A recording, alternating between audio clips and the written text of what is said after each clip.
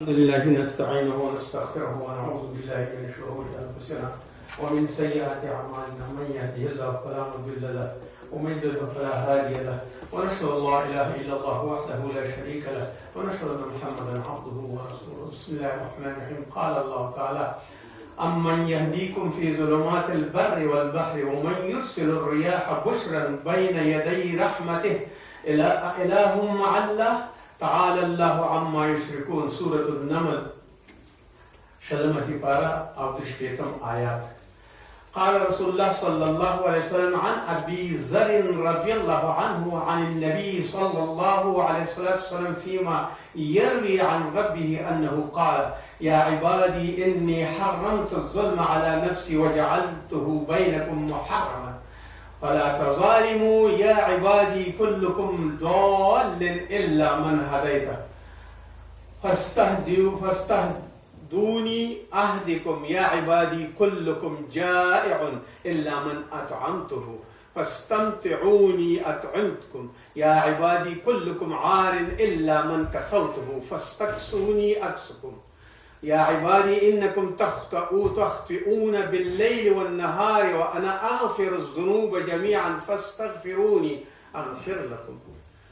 صدق الله مولانا العظيم وصدق رسوله النبي الكريم. أما بعد، د ایمان او د کلمې ورونو، زمونږ نن عنوان د درس دا حدیث شریف یا دا آیات شریف چې مونږ وویل د دې کې د ظلم ذکر شوی دی. د ظلم دپاره حدیث شریف کې ډیر شیان ذکر شوي دي چې هغه د انسان دپاره ضرورت دي، خو په نوبت او په نمبر به یو بل پسې شرحه کوو. خو نن به د ظلم په باره کې وویو چې د ظلم برخه کې قرآن عظیم شان څه وایي او ظلم څه شي ته وایي، او حدیث شریف د رسول الله صلی الله علیه وسلم د ظلم په باره کې او یا په مشکات کې او په نورو کتابونو کې دې ظلم ته یو باب لګېدلی دی. د باب کې د ظلم ټولې هغه څه چې پیښیږي او یا کیږي هغه ورکې کیږي. په هر صورت باندې د ظلم تعریف علما داسې کوي: ظلما یظلم ظلما فهو ظالم والمفعول مظلوم. ظلم کول خپل فعل دی او دا په دریو برخو باندې ویشل کیږي. علما داسې وایي: یو هغه ظلم دی چې د الله په حق کې مثلا شرک کې یا د الله ته ګناه کې یا تکلیف ورکې ورته یا د هغې سره بل یو څوک شریکې د هغې توحید ننګې یا د هغې د توحید په باره کې نور بوتان او نور زیارتونه او نور باباګان او نور هغه کسان چې هغه تاسو ته پیران ښکاره کیږي یا داسې څوک درته ښکاره کیږي هغه ورسره شریکې. فلهذا یو ظلم هغه دی چې د الله سره وي. دویم ظلم هغه دی چې د خپل نفس سره وي. مثلا ستا نفس همیشه دپاره ګناه کوي، کبیره ګناه کوي، جنایت کوي، جرم کوي، جنحه کوي.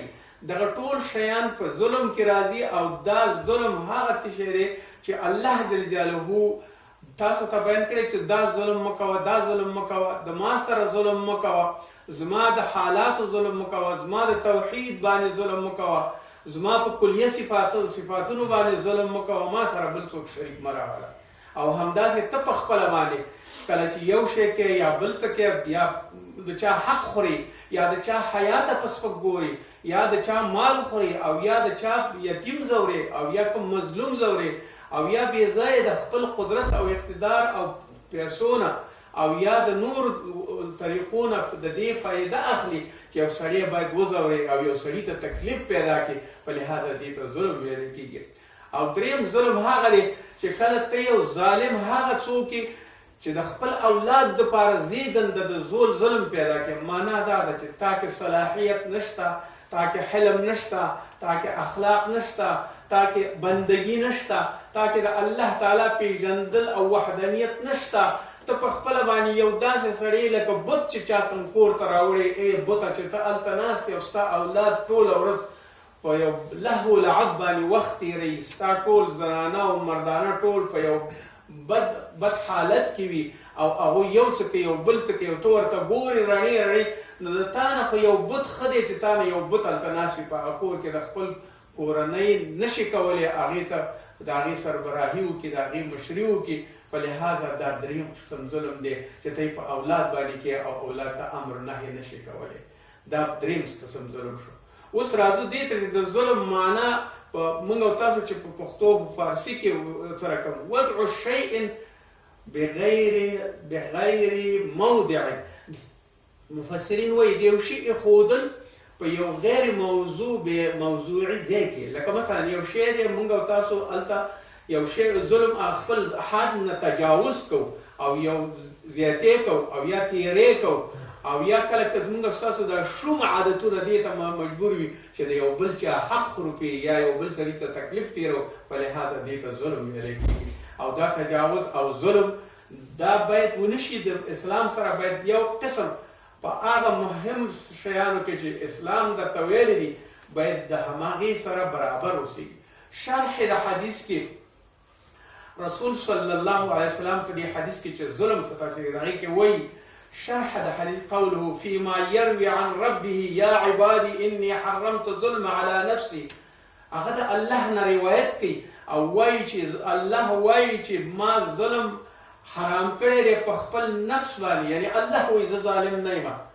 خو کله چې د ظالم دپاره سزا ورکوم نو هغه ظلم زما نه دی، هغه زما خپل عادت دی او خپله پادشاهي مې ده، هغه زما خپل اختیار دی. خو ما وایي حرمت الظلم على نفسي، په خپل ځان مې ظلم یعنی حرام کړی مې دی، کله بې ځایه ظلم نه کوم. لکه موږ او تاسو چې یا یو چا ته خوله ورچو یا یو څوک وهو یو څوک ټکو چا ته ضرر رسو، الله داسې نه کوي. کله دې چې ګناه وکړله نو که توبه دې وکړله هم څه نه وایي درته او که نور څه دې وکړه، ځکه هغه وایي چې ما په ځان باندې ظلم حرام کړی او زه ظلم نه کوم، هېڅ وخت تېرې نه کوم، مګر تاسو یې چې د حد نه او د حدودو نه واوړئ نو کله بیا هغه په خپله باندې زه درته د هغې جزا در کوم، نو هغه ظلم نه دی.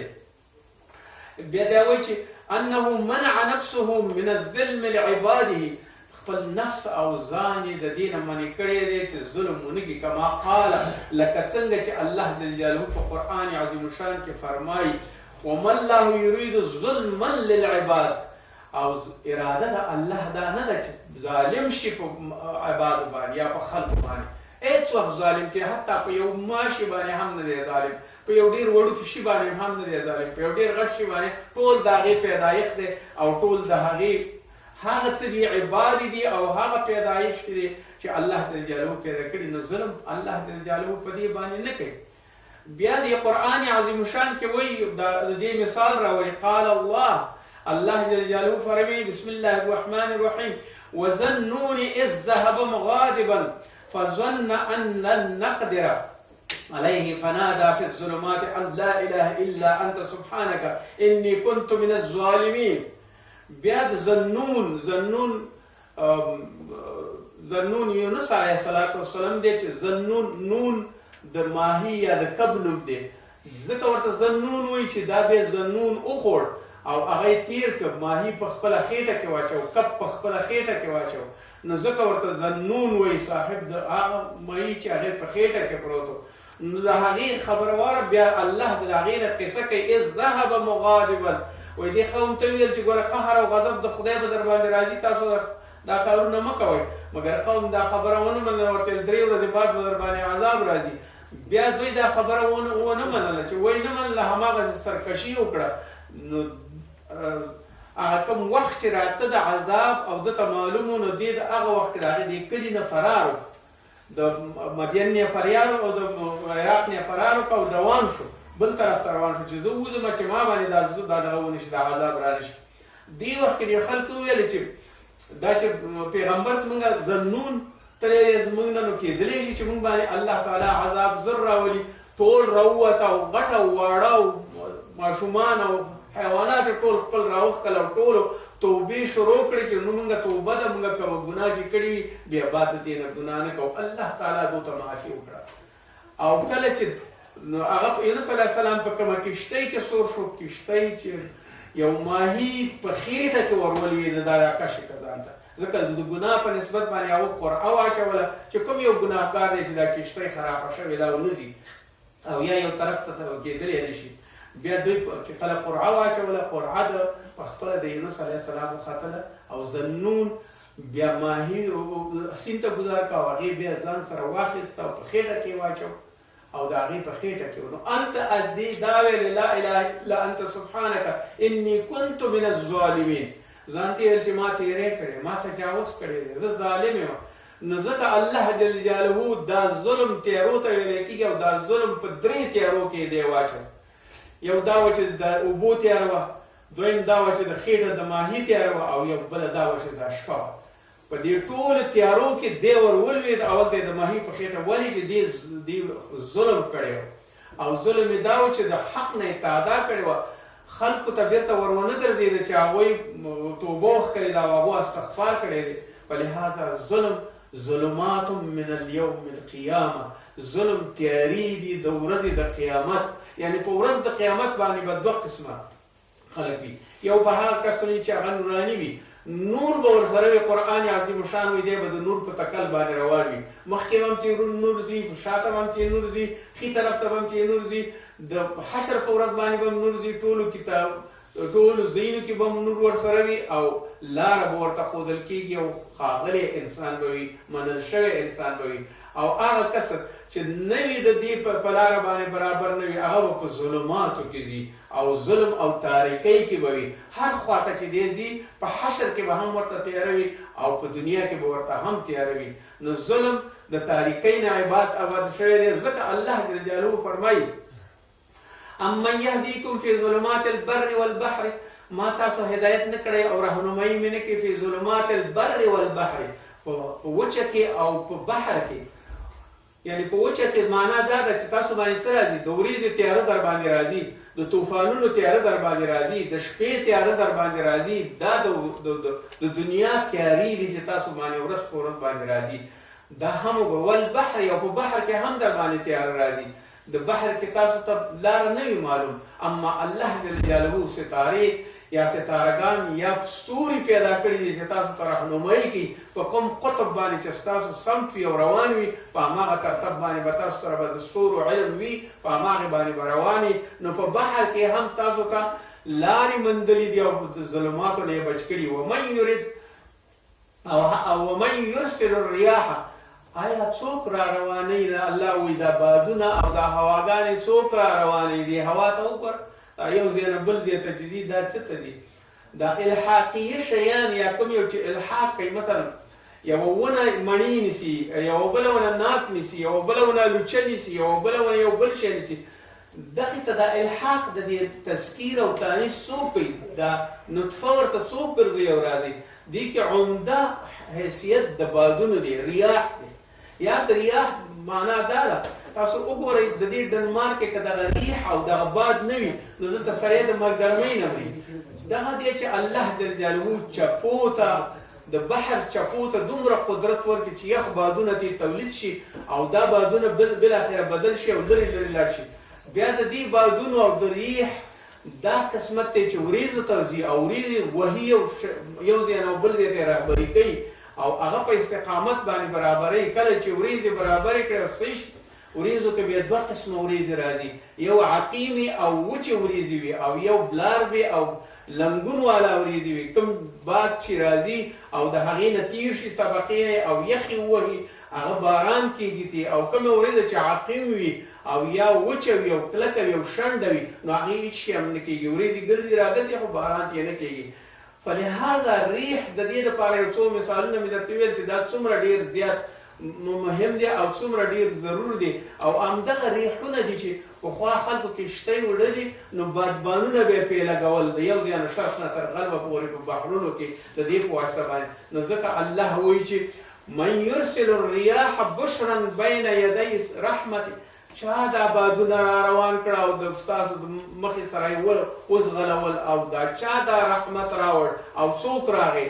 سره د دې چې نور کارونه هم په دنیا کې کېږي، کېدلی شي، خو دا د ریح او د باد برکتونه دي چې موږ او تاسو ته راځي چې کله بد راځي او کله څنګه کېږي او کله څنګه کېږي، ولا خبرې ورپورې کوو. خو د باد فائدې که باد نه وي، نو د دنیا هوا، موسمیات او دا شیونه به ډېر ګډوډ وي. او همدغه شیونه دي چې وریځې هم ځغلوي، بارانونه هم کېږي، بحرونو چپي او دغې ته هم زور ورکوي، او بادبانونه د کښتیو هم چلوي چې یو ځای نه بل ځای ته په اسانۍ سره خلک سفر وکړي. اله مع الله، الله وایي چې آیا ستاسو بل خدای شته؟ دا چې ټول شیونه زه پیدا کوم چې ظلمات البر والبحر کې دا ټول نجاتونه ما درکړي او ریاح ما مسلط کړي دي تاسو دپاره او ما مسخر کړي دي او دا ستاسو دپاره زیري درکوونکي دي چې قسمه قسم خوبۍ تاسو ته پیدا کوي زما د رحمت نه. نو تاسو وایئ چې بل څوک شته؟ تعالی الله عما یشرکون. کله چې کافر یا ظالمان په قرآن یا د مشان کې وایي چې دوی په بحر کې یا په کوم په مصیبت کې شي، نو بیا الله ته سوال کوي یا الله زمونږ دا نجات نصیب که مونږ د دې بلا نه خلاص که. خو کله د نجات نه خلاص شو، د بحر نه نجات وموند، یوې غاړې ته شو او برابر شو، نو بیا دوی داسې کوي چې هغه ټول حالات خپل د غم هیر وي. بیا نو الله تعالی ورته وایي چې تعالی الله عما یشرکون. هغه الله چې تاسو ورته سوال نه کوئ، اوس د هغې سره تاسو شرک راوړئ، یو بل بت پرست کوي، یو بل پیرم پیدا کړي، یو بل زیارتم پیدا کړي، یو بل خوجم پیدا کړي، یو بل فرعونم پیدا کړي، یو بل شدادم پیدا کړي. تاسو هماغه نه اوس شرک کوئ، ځکه هغه پروني حالات هم هیر شو.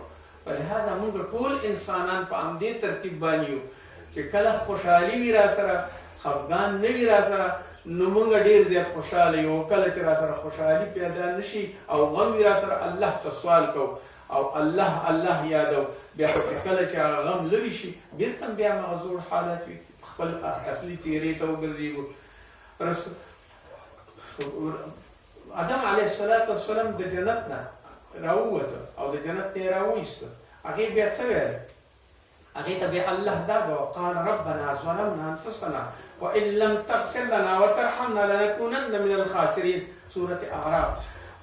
دا الله جل جلاله دو ویل چې موږ ظلم کړی موږ په ځان باندې، ځکه چې دې ته ویلې فلا تقربا هذه الشجرة فتكونا من الظالمین. دغه ونې ته مه نږدې کېږئ ای ادم او حوا علیهم السلام، مه نږدې کېږئ او که ورته نږدې شئ تاسو به د ظالمانو نه حساب شئ. هماغسې وکړه، شیطان وسوسه ورته واچوله او دوی هغه ونې ته نږدې شو او هغه حتی ورته ویلې لا تقربوها، مه ورنږدې کېږئ ورته.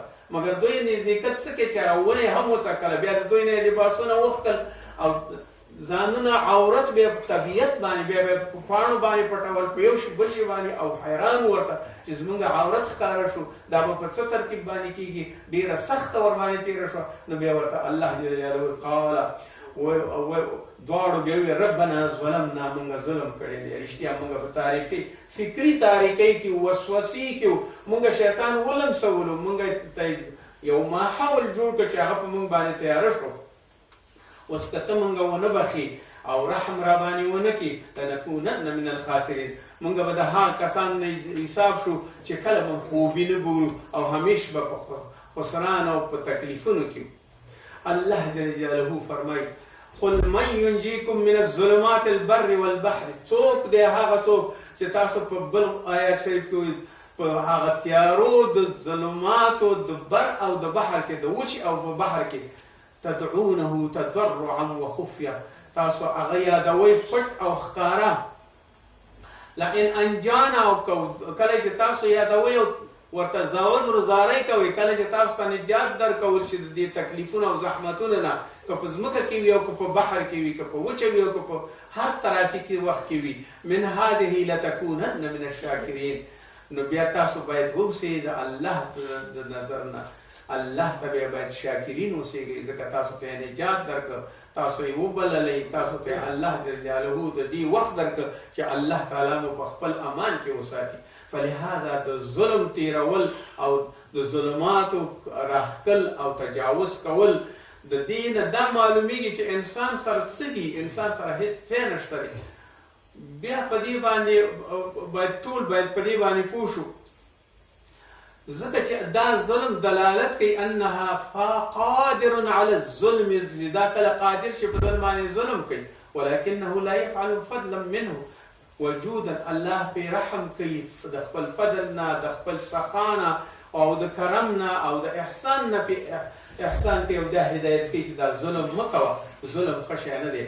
وقد فسر كثير من العلماء، ټول علماء دا تفسیر داسې کړی د ظلم بانه وضع اشیاء فی غیر موضعها، ټول شیان چې تا ته نه لازم په یو غیر شیان باندې کې، تا ته وایي چې بالماضي مه کوه، مانځه ته لاړ شه، ته د هغې نه بې ځایه ته د بت پرستۍ ته ځې، دا یو شی ایښودل دي په بې ځایه ځای کې، آیا یو شی بې ځایه دغه ټول شیونه تخنیکي وګورئ، دا ټول پروګرامونه میخانیکي وګورئ، که یوه ستنه کږه شي، که یو لیف کوک شي او که یو سویچ خراب شي، په هر شي کې وګورئ ټول سیستم ګډوډ کېږي او اور اخلي.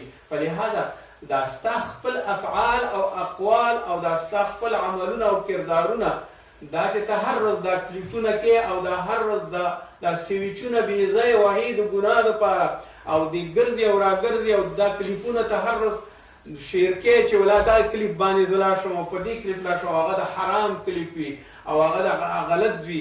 آیا ستا زندګۍ ته به اور نه اچول کېږي؟ ستا ژوند به نه ګډوډ کېږي؟ تا نه به یو څه شی جوړېږي؟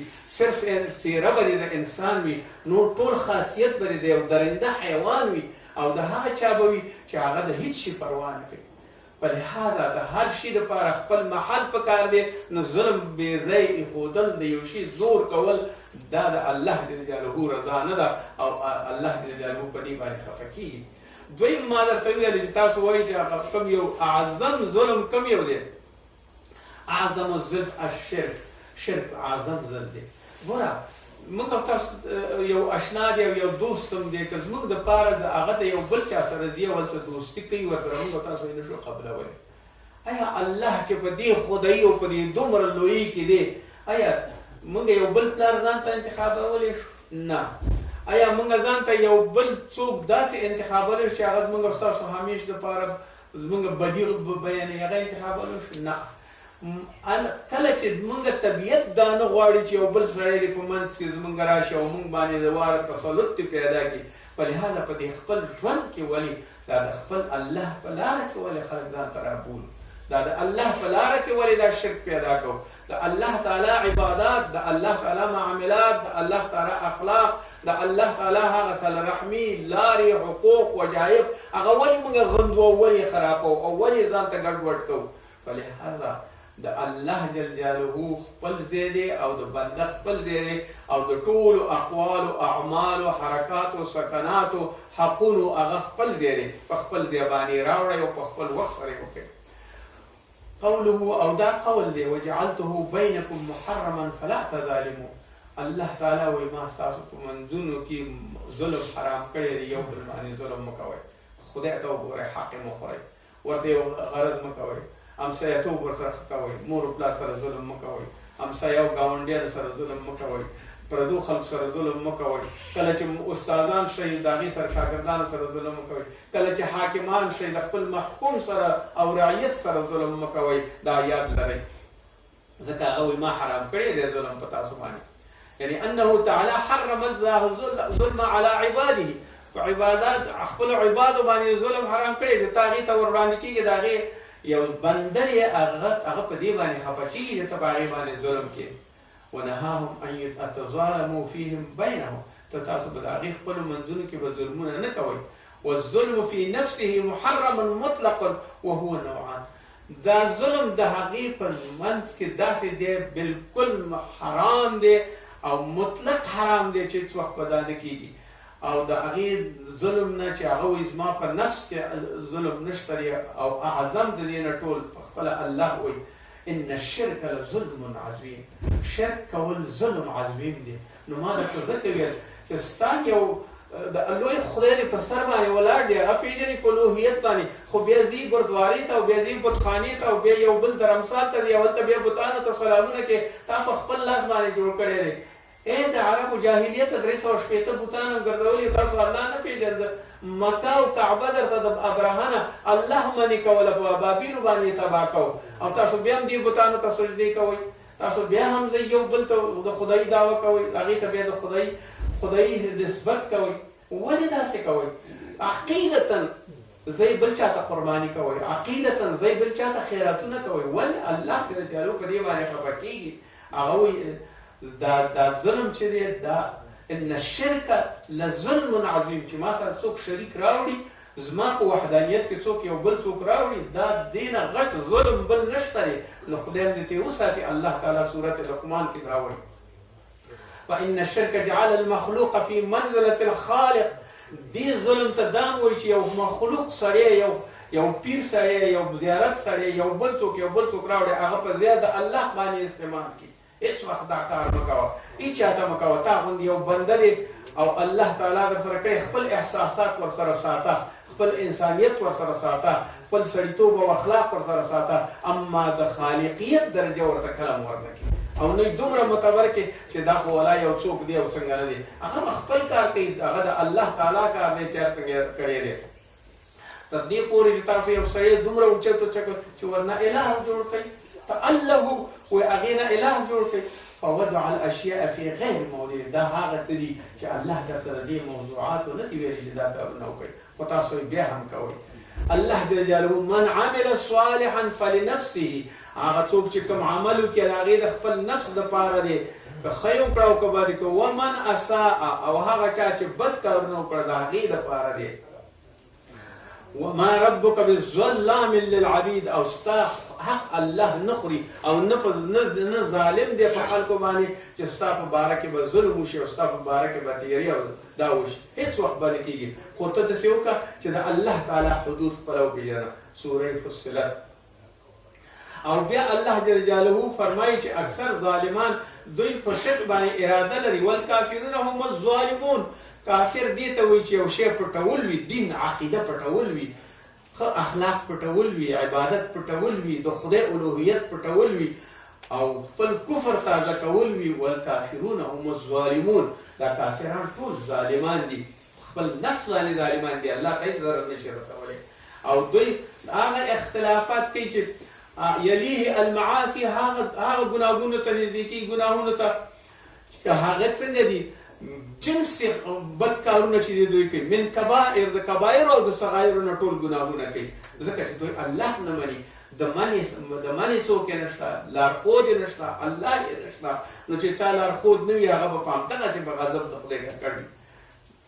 دویم ظلم هغه دی للعبید لغیره وهو مذکور فی دې حدیث کې ذکر شوی دی چې دویم طریقه الله وایي چې دا ظلم دی. الظلم ظلمات یوم القیامت، ظلم د ظلماتو د قیامت نه دی. څنګه د قیامت نه دی؟ ګوره یو سړي نه دی حق خوړلی دی، یو سړي دی مړ کړی دی، یو سړي نه دی ځمکه نیولې، یو سړي نه دی غلا کړی دی، یو سړي باندې سود کړی دی، یو سړي نه دی قمار کړی دی، یو سړي نه دی بد کړی. الظلم ظلمات یوم القیامت، دا ظلمونه ټول راټولیږي، دغه ټولې تیارې د قیامت ستا په دې سر او په دې خپو او په دې ټولو کې غورځېږي، ځکه چې تا دا کارونه په ورځ کې کړي. رسول الله صلی الله علیه وسلم وایي دغه وخت چې ته مړ کېږې دغه فرصت د لاسه مه ورکوه هغه چا باندې چې ظلم کړی، حق دی خوړلی، د هغې نقص کړی دی، هغې ته یې کنځل کړي دي، هغې باندې بېرحمي کړې ده، هغې باندې تجاوز کړی دی، زر تر زره ترې عفه وغواړه چې دا ظلم دی د دې باعث نشي چې ټوله د آخرت د تیاره وي په قیامت کې او یو طرف ته لاره نه ګوري او نه تلی شي او نه راتلی شي.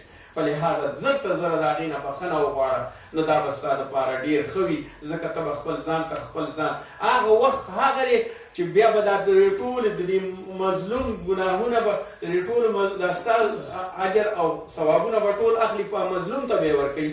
که بیا ستا سره اجر او دغه نه وي، اجر او تا ثواب نه کړی او د نیکۍ کارونه نه کړي، د مظلوم ټول عذاب به را اخلي او ستا په سر باندې بیا اچي، نو بیا هغه ورځ باندې به بیا څه افسوس کوې. خو د دنیا کې دغه ټول شي نه خلاص کړه. رسول الله صلی الله علیه وسلم من کانت له مظلمة، د حق چا چې در باندې څه اخلي لاخیه، د خپل من عرضه، د عرض د ناموس نه دې کړي او شیء او یا د یو بل شي او تکلیف نه دې ورته ورسولی وي، دا د ورځ د قیامت باندې هغه ظلمات دي، د هغې نه ځان وساته او مخکې د مخکې نه ترې بخښنه وغواړه. رواه البخاري. انس رضی الله عنه فرمایي قال رسول الله صلی الله علیه وسلم انصر اخاک ظالما او مظلوما، خپل ورور سره نصرت وکړه، کومک وکړه، ظالم وي او که مظلوم وي. فقال رجل، یو سړي ورته عرض وکړه یا رسول الله کیف انصره اذا کان مظلوما، کله چې مظلوم وي د هغې سره څه وکړو؟ هغې سره مظلوم سره خو صحیح ده، موږ به ورسره وکړو، مظلوم د هغې اوښې به پاکې کړو، د هغې ته به تکلیف او د هغې ته به عذر وکړو، د هغې ته به دا وکړو. افرأیت اذا کان ظالما کیف انصره، که چېرته سړی ظالم وي نو بیا څنګه چل وکړو؟ موږ خو دا نشو کولی هغې سره څه کومک وکړو، زه د مظلوم سره خو کومک وکړو، د هغې سره څه کومک وکړو؟ بیا الله رسول صلی الله علیه وسلم تحجزه او تمنعه من الظلم، هغه د ظلم نه منې که کدی وسکیږي یا په نصیحت باندې او یا په بل یو ترتیب باندې او یا د حکومت په ذریعہ باندې او یا د یو زور په ذریعہ باندې فإنک ذلک نصر، دا نصر د هغه چا دی چې ظالم سره ته نصر کوي. الله جل جلاله دې موږ تاسو د ظلم نه وساتي. ربنا ظلمنا انفسنا وان لم تغفر لنا وترحمنا لنكونن من الخاسرين. وصلى الله تعالى